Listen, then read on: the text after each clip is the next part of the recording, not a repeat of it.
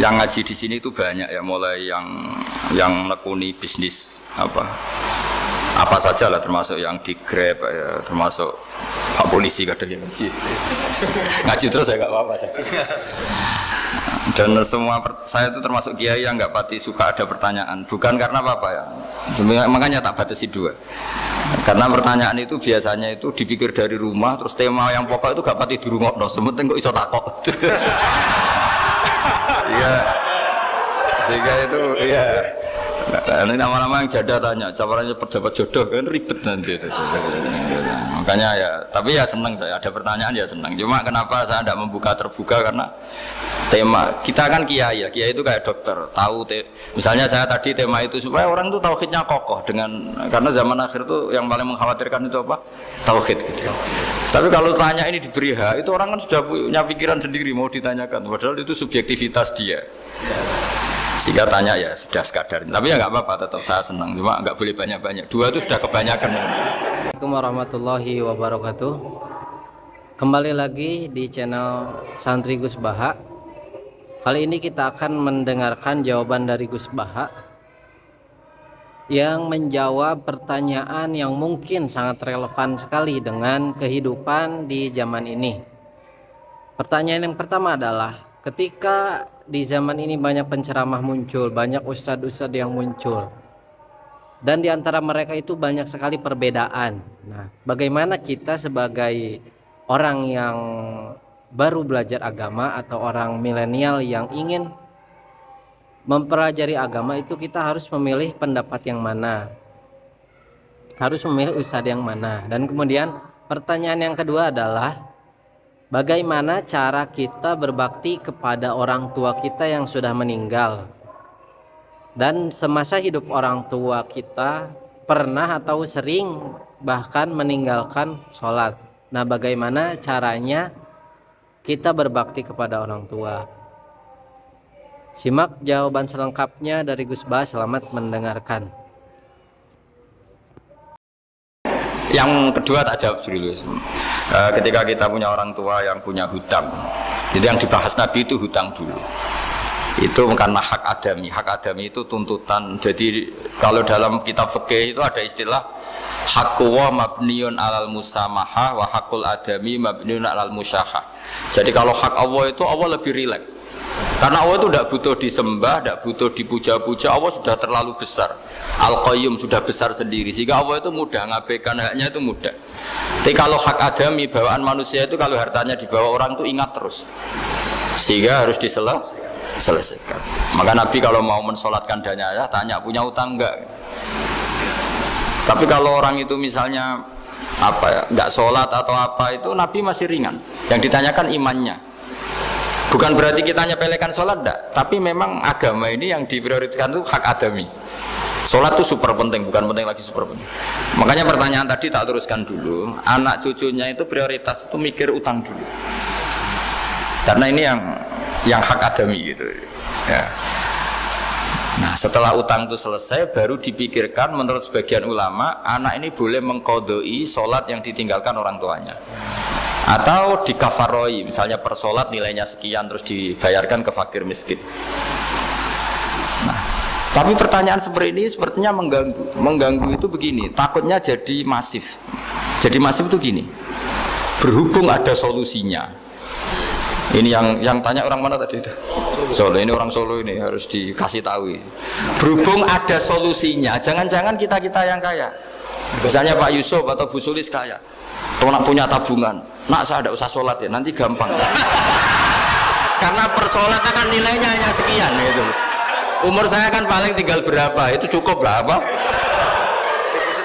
Iya cukup untuk mengganti, itu kan ribet. Makanya solusi itu ya kadang tidak baik gitu. Karena nanti dipakai saya naik dewi gitu. Makanya dulu itu terkenal ada guyonan, seorang kiai ditanya, ini guyonan nyata, Pak Kiai, katanya Kiai itu orang suci, tapi kadang-kadang kok maksiat juga. Si Kiai ini jawabnya ngawur sekali. Justru yang boleh maksiat tuh Kiai, kamu nggak boleh. Terus kenapa Pak Kiai? Dia tahu caranya tobat, kamu nggak tahu. Jadi yang melanggar hukum itu kan yang pakar hukum. tahu itu. Tahu ilmunya. Cara melanggar tapi nggak bisa dipidanakan. Punya penghapusnya Gus. Ya punya penghapusnya. Itu kan ribet. Artinya gini ya, yang orang Solo tadi, kalau kadung terjadi orang tua kita ada sholat, kalau kadung terjadi orang tua kita ada sholat atau pernah meninggalkan sholat, kita sebagai kiai itu punya cara supaya yang untung tuh fakir miskin. Misalnya kita fatwa dikasih fidyah atau fida atau apa. Tapi ini bukan cara yang jadi solusi, karena takutnya nanti jadi gerakan masif tadi.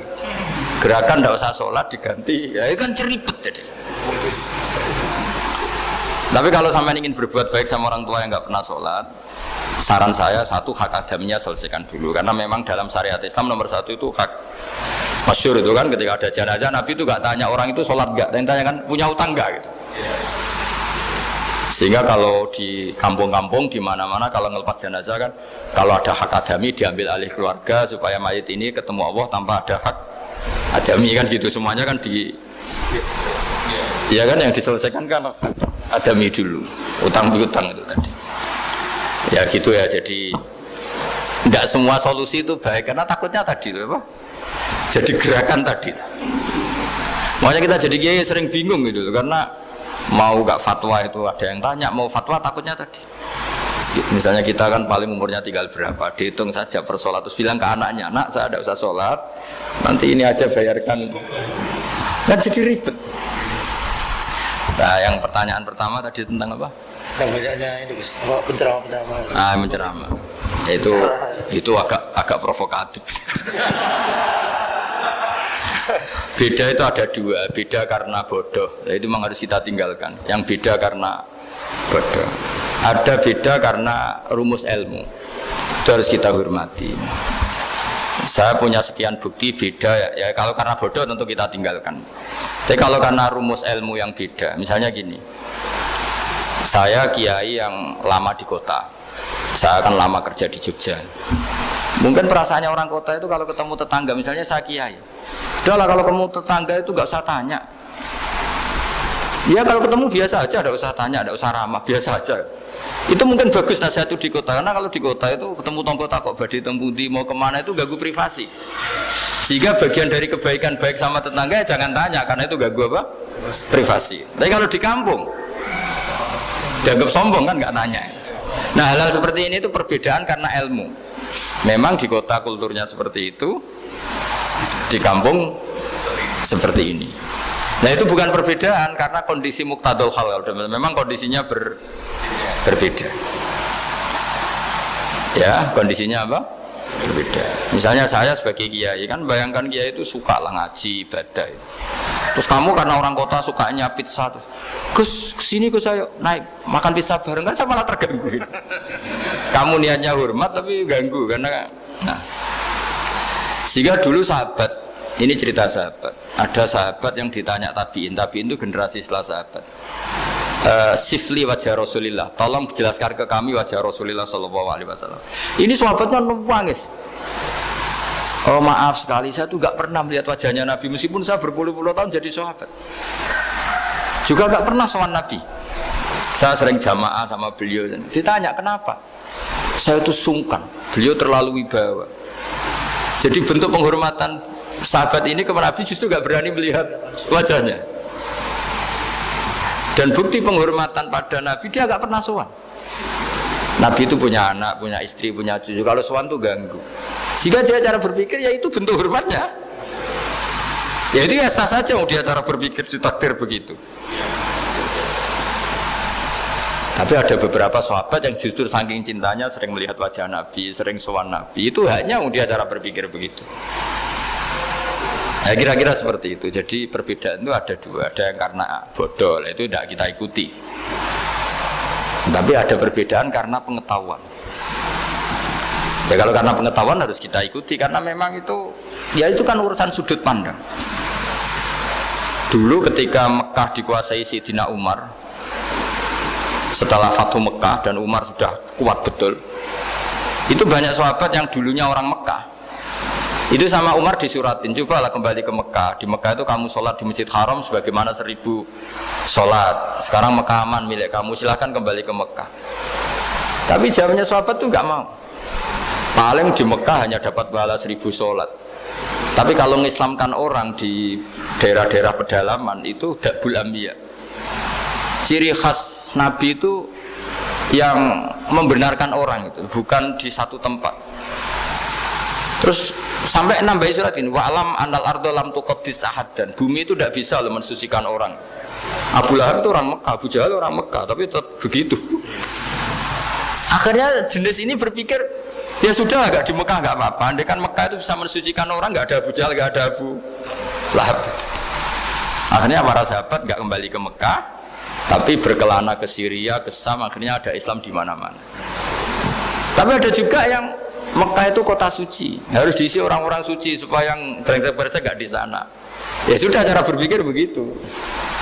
Nah ini cerita ya. Jadi sudah, kalau perbedaan karena ilmu, ya sudah memang karena ilmu. Nah itu nggak apa-apa. Nah kalau sampean tanya, lalu bedanya apa, Gus? Yang beda karena ilmu, karena ya lihat saja, kalau dia orang pinter bacanya banyak, berarti bedanya karena ilmu. Tapi kalau nggak pinter kok berbeda, ya berarti karena nggak tahu. Setelah kita dengarkan bersama-sama jawaban dari Gus Baha yang insya Allah sangat bermanfaat bagi kita semuanya. Terima kasih telah menyimak. Wassalamualaikum warahmatullahi wabarakatuh.